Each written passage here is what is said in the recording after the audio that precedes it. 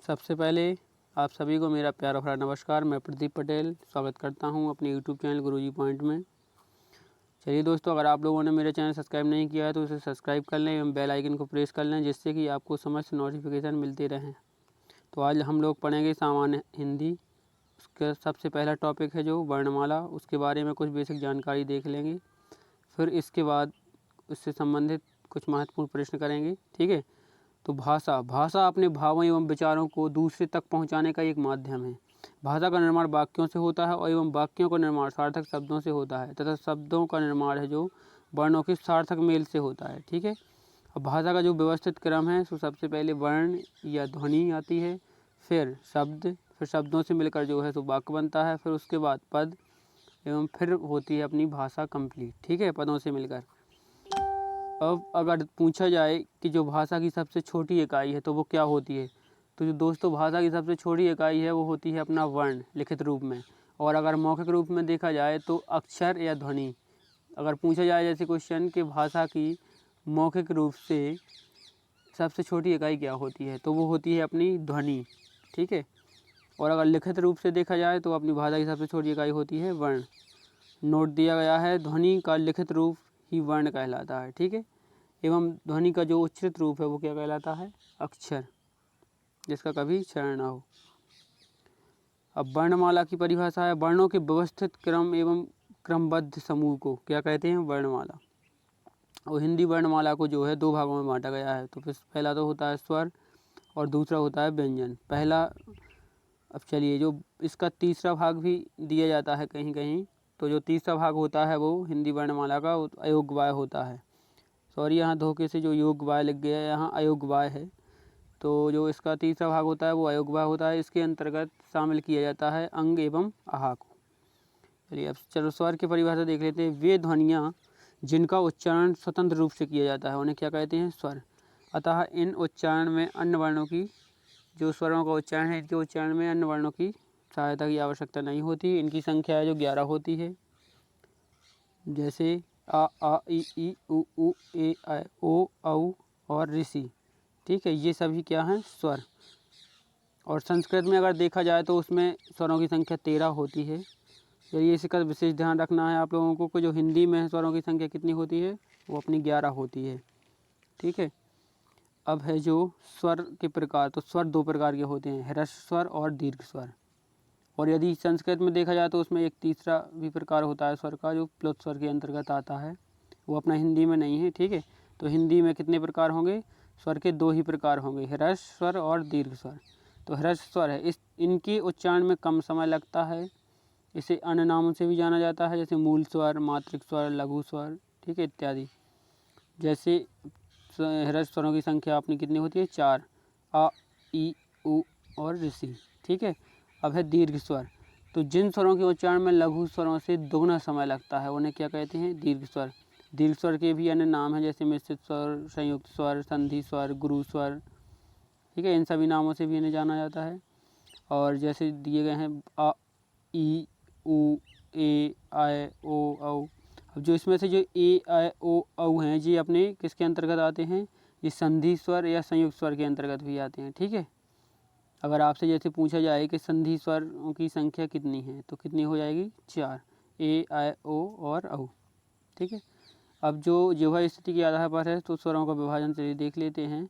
तो पहला अग्रस्वर।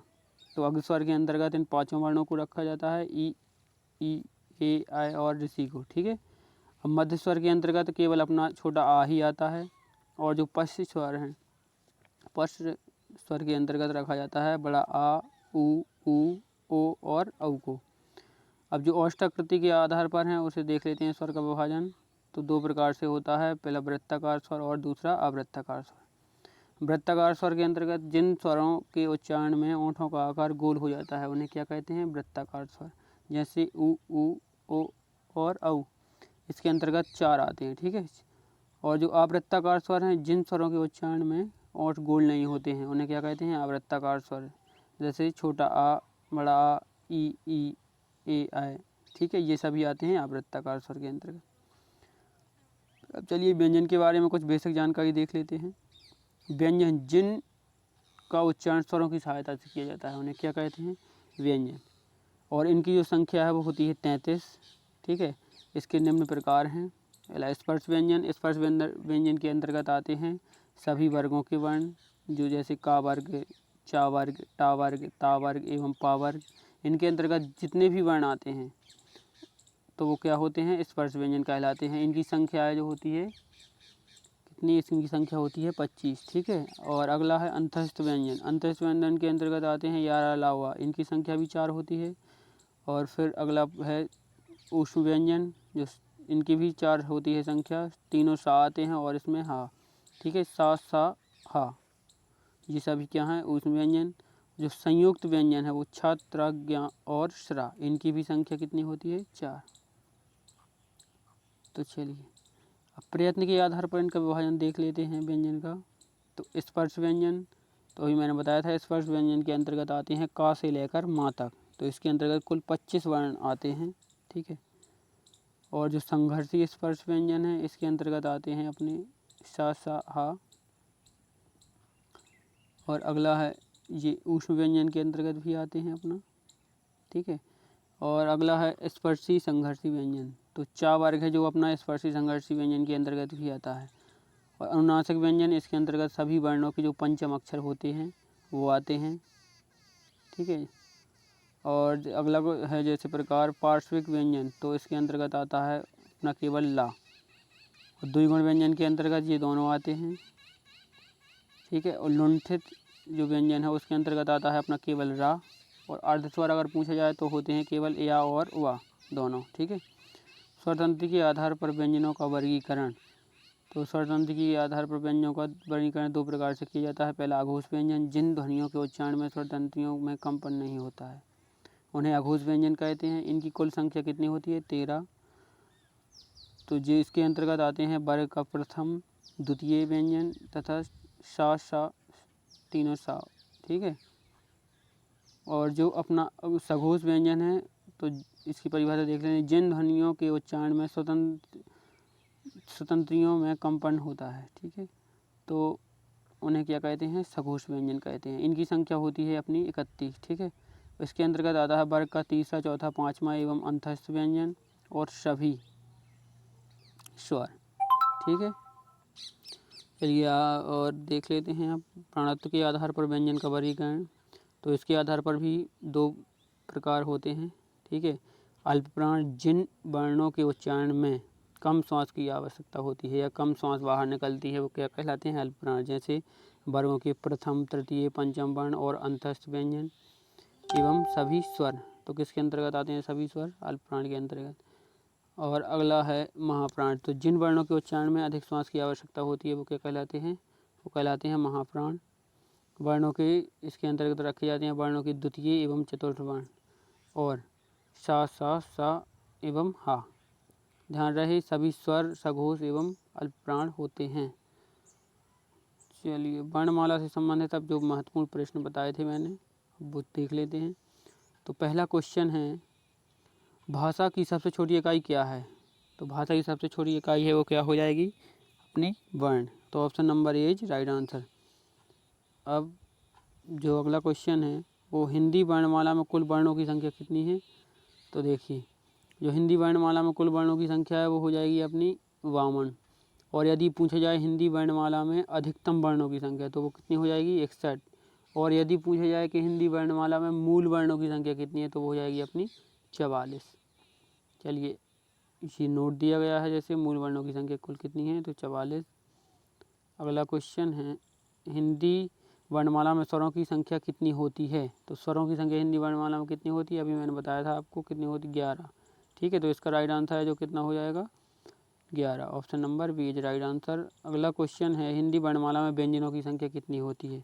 तो इसका जो सही आंसर है वो हो जाएगा अपना ऑप्शन नंबर डी, 33। ठीक है, अगला क्वेश्चन है, हिंदी वर्णमाला में अधिकतम वर्णों की संख्या कितनी होती है।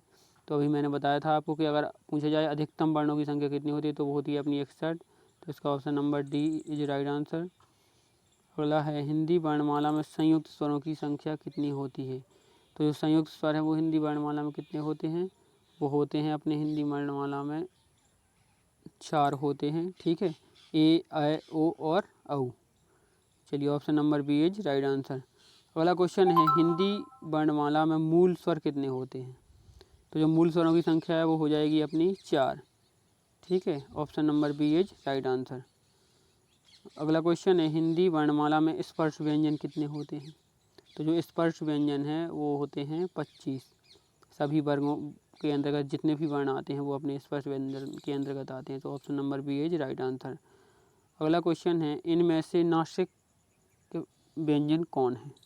तो जो अपना नासिक व्यंजन है वो सभी वर्णों के जो पंचम अक्षर होते हैं वो अपने नासिक व्यंजन के अंतर्गत आते हैं। तो इसका ऑप्शन नंबर जो ए है वो सही हो जाएगा। ठीक है, अगला क्वेश्चन है इनमें से उत्क्षिप्त व्यंजन कौन है? तो जो उत्क्षिप्त व्यंजन है इसे का अन्य नाम है जो वो द्विगुण व्यंजन है। आप समझ गए होंगे कौन सा इसका राइट आंसर हो जाएगा। इसका आंसर हो जाएगा जो option number D is right answer. ठीक है, तो अगला क्वेश्चन देखते हैं निम्नलिखित में से कौन स्पर्श व्यंजन नहीं है? तो जो स्पर्श व्यंजन नहीं है, देखिए चा है वो अपना स्पर्श व्यंजन है, का भी स्पर्श व्यंजन है, ता भी स्पर्श व्यंजन है, तो कौन स्पर्श व्यंजन नहीं है? Option number D is right answer. ये क्या है अपना ऊष्म व्यंजन है। अगला क्वेश्चन है निम्न में से कौन सा स्वर दीर्घ स्वर है? तो देखिए option number B is right answer हो जाएगा। ये अपना दीर्घ स्वर है, बाकी तीनों जो है वो लघु स्वर हैं या मूल स्वर भी कह सकते हैं। अगला क्वेश्चन है निम्न में से कौन सा व्यंजन नहीं है? तो देखिए पहला है जो वो व्यंजन है, दूसरा वाला भी व्यंजन है, तीसरा वाला भी, और जो चौथा दिया गया है वो अपना क्या है अयोगवाय है। तो option number D is right answer. अगला क्वेश्चन है कौन सा संयुक्त व्यंजन नहीं है? तो देखिए पहला वाला जो छा है वो संयुक्त व्यंजन है, त्रा भी संयुक्त व्यंजन है, स्रा भी संयुक्त व्यंजन है। तो ऑप्शन नंबर जो डी है वो क्या हो जाएगा सही हो जाएगा। ठीक है, तो option number D is right answer, क्योंकि ये अपना ऊष्म व्यंजन के अंतर्गत आता है। ऑप्शन नंबर क्वेश्चन 15 है निम्न में से कौन सा मध्य स्वर है? तो जो ऑप्शन ए है वो हो जाएगा अपना राइट आंसर। ठीक, अभी मैंने बताया भी था कि जो आ है वो केवल आ ही मध्य स्वर के अंतर्गत आता है। ठीक है, अगला क्वेश्चन है निम्न में से कौन वर्ण घोष नहीं है? सॉरी अघोष नहीं है। यहाँ बहुत ध्यान देने की आवश्यकता होती है, ये नहीं है। ठीक है, तो यहाँ है अघोष नहीं है। तो जो मैंने बताया था अभी आपको कि जो वर्ण के पहले और दूसरे अक्षर होते हैं वर्ग के, तो वो काय के अंतर्गत आते हैं अपने अघोष के अंतर्गत आते हैं। और ठीक है, और इसके अंतर्गत आते हैं सा शा, तीनों शा। ठीक है, तो अपना देखो का है जो वो क्या हो जाएगा अघोष हो जाएगा। छा ये दूसरे नंबर पे आता है, ये भी अघोष हो जाएगा। और जो दा है ये तीसरे नंबर पर आता है, तो ये क्या हो जाएगा अपना सघोष। तो इसका जो राइट आंसर है वो क्या हो जाएगा अपना option number C is right answer. अब क्वेश्चन 17 है निम्न में से कौन व्यंजन सघोष है? तो चलिए अब सघोष है, तो सघोष मैंने बताया था आपको कि तीसरा वर्ण का सॉरी वर्ग का तीसरा, चौथा और पांचवा वर्ण क्या होते हैं अपने सघोष। और अंतस्थ व्यंजन या अलावा और सभी स्वर सघोष के अंतर्गत आते हैं। तो इसका देख लेते हैं ऑप्शन ता है और चा है, सघोष है। कौन सघोष है? देखिए ता नहीं है सघोष, चा नहीं है और ऑप्शन नंबर सी है जो ऑप्शन नंबर सी है ये भी नहीं है। तो इसका राइट आंसर हो जाएगा अपना option number D is right answer. ठीक है, अगला क्वेश्चन है वर्ण कितने प्रकार के होते हैं? तो जो वर्ण है वो कितने प्रकार के होते हैं? इसका option number D right answer हो जाएगा। हिंदी वर्णमाला में स्वर कितने प्रकार के होते हैं देख लेते हैं। तो हिंदी वर्णमाला में स्वर हैं वो 2 प्रकार के होते हैं, ह्रस्व स्वर और दीर्घ स्वर। चलिए अगला क्वेश्चन है निम्न में से कौन ऊष्म व्यंजन नहीं है? तो जो ऊष्म व्यंजन है वो कौन है? देखो हा भी ऊष्म व्यंजन है, ऑप्शन नंबर बी सा भी ऊष्म व्यंजन है, और ऑप्शन नंबर डी वाला भी सही है। तो उसका जो राइट आंसर है वो हो जाएगा ऑप्शन नंबर सी, क्योंकि छा है जो वो ऊष्म व्यंजन नहीं है। ठीक है, अब अगला क्वेश्चन है द्वैत का प्रयोग किस शब्द में नहीं हुआ है? तो देखिए इसका सच्चा, सबसे पहले मैं आपको बता दूं कि द्वैत जो है वो कहलाता है अगर किसी वर्ण के पहले उसका आधा अक्षर आया, उसी वर्ण का आधा अक्षर आया है तो वो क्या होता है वहाँ द्वैत का प्रयोग होता है। जैसे सच्चा, कच्चा, कुछ भी। जैसे अगर लगातार उसी वर्ण का आधा अक्षर उसी के पहले आ जाए तो वो क्या कहलाता है, द्वैत हो जाता है। ठीक है, तो चलिए देख लेते हैं इसमें। जैसे सच्चा है तो इसमें चा के पहले आधा चा है तो ये क्या है, द्वैत है। कुत्ता में ता के पहले आधा ता है तो ये भी द्वैत है। बल्ला में ला के पहले आधा ला है तो ये भी द्वैत के अंतर्गत आ जाएगा। जो वल्गा है ये अपना द्वैत तो नहीं है। ठीक है, इसमें द्वैत का प्रयोग नहीं हुआ है, तो option number D is right answer. चलिए अगला क्वेश्चन है, उच्छिप्त ध्वनि का प्रयोग हुआ है। तो उच्छिप्त मतलब द्विगुण ध्वनि किसका प्रयोग किस में हुआ है इन चारों में से। तो ये इसका देखो आरजू है, इसमें तो हुआ नहीं है। पहले तो अपन को ध्यान में रखना है कि अपनी जो द्वैत ध्वनि होती हैं वो कौन कौन होती हैं। एक तो ये होती है और एक होती है अपनी ये। ठीक है, तो इन दोनों में से जिस किसी शब्द में भी प्रयोग इनका हुआ हो तो वो अपना सही हो जाएगा। तो कौन सा हो जाएगा इसका, पढ़ाई में हुआ, तो option number D is right answer. अगला क्वेश्चन है, जो निम्न में से कौन सा व्रत मुखी स्वर नहीं है। तो जो व्रत मुखी स्वर नहीं है वो कौन सा नहीं है, देखो छोटा ऊ ये तो है, बड़ा ऊ भी है, ए ओ, तो अपना जो राइट आंसर हो जाएगा वो अपना हो जाएगा option number C is right answer है, ए, क्योंकि ये आवृत्ताकार के अंतर्गत आ जाता है, आवृत्तकार मुखी की। ठीक है, अगला क्वेश्चन है, अयोग वाय कितने प्रकार के होते हैं। सॉरी, यहाँ देखना था अयोग वाय की संख्या कितनी होती है, तो वो होती है अपनी 2। ठीक है, अंग एवं ah, option number A is right answer. अगला क्वेश्चन है, छात्राज्ञा कौन से व्यंजन है। तो छात्राज्ञा है ये किस के अंतर्गत आते हैं, ये आते हैं अपने संयुक्त व्यंजन के अंतर्गत, option number C is right answer. और अगला क्वेश्चन है, निम्न में से कौन सा पार्श्विक व्यंजन है। तो जो पार्श्विक व्यंजन है वो अपना कौन है, इसका हो जाएगा option number C is right answer, ला। ठीक है, अगला क्वेश्चन है, निम्न में से कौन सा लुंठित व्यंजन है। तो जो लुंठित व्यंजन है वो हो जाएगा अपना option number D is right answer, रा। ठीक है, ये लुंठित व्यंजन के अंतर्गत आता है। और अगला क्वेश्चन है, जिस स्वर के उच्चारण में 2 मात्राएं लगती हैं उसे क्या कहते हैं। तो मूल स्वर, संयुक्त स्वर, लघु स्वर या दीर्घ स्वर, क्या कहते हैं, उसे कहते हैं अपन दीर्घ स्वर। ठीक है, जिसमें 2 मात्राएं लगती हैं उसमें दीर्घ स्वर कहते हैं। ठीक है, और दीर्घ स्वरों की संख्या होती है कितनी होती है, तो इसकी होती है संख्या 7। ठीक है, option number C is right answer. चलिए अगला क्वेश्चन देख लेते हैं। तो निम्न में से संयुक्त स्वर कौन सा है। तो इसका सही आंसर है जो वो हो जाएगा ऑप्शन नंबर डी। ठीक है, क्योंकि जो ऑप्शन नंबर ए है वो अपना मूल स्वर के अंतर्गत आता है, और जो ऑप्शन नंबर बी और सी हैं ये आते हैं दीर्घ स्वर के अंतर्गत दोनों। ठीक है, अगर आप लोगों ने दोस्तों मेरे चैनल सब्सक्राइब नहीं किया है तो उसे सब्सक्राइब कर लें। और हाँ, यदि इस वीडियो की आपको PDF चाहिए हो तो इसी वीडियो के डिस्क्रिप्शन में जाके उसे डाउनलोड कर सकते हैं। ठीक है दोस्तों, और अगर वीडियो पसंद आई हो तो उसे लाइक करें एवं शेयर करें।